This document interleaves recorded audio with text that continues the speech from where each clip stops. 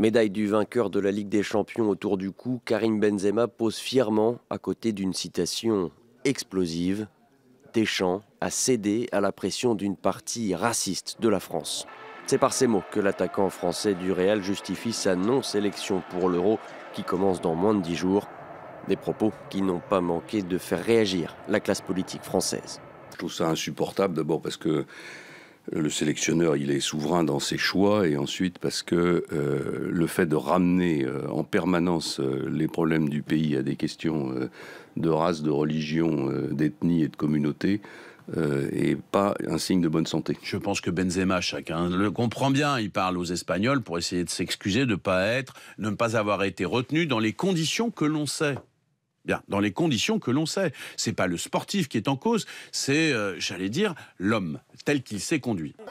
Le meilleur buteur en activité de l'équipe de France avait été déclaré non sélectionnable par la Fédération française de football à cause de sa mise en examen le 5 novembre 2015 pour complicité de tentative de chantage sur son coéquipier en bleu Mathieu Valbuena et participation à une association de malfaiteurs, des infractions passibles de 5 ans d'emprisonnement. Avant l'interview de Benzema, Eric Cantona avait déjà lancé la polémique. Benzema et Ben Arfa sont deux des meilleurs joueurs français et ne seront pas à l'Euro. Et pour sûr, Benzema et Ben Arfa ont des origines nord-africaines. Donc le débat est ouvert. Deschamps, il a un nom très français. Peut-être qu'il est le seul en France à avoir un nom vraiment français. Peu après, Jamel Debbouze, dans un style différent, lui avait emboîté le pas. Ces gamins représentent en plus tellement de choses, notamment en banlieue. N'avoir aucun de nos représentants en équipe de France, Karim Benzema et par extension Hatem Ben Arfa payent la situation sociale de la France aujourd'hui.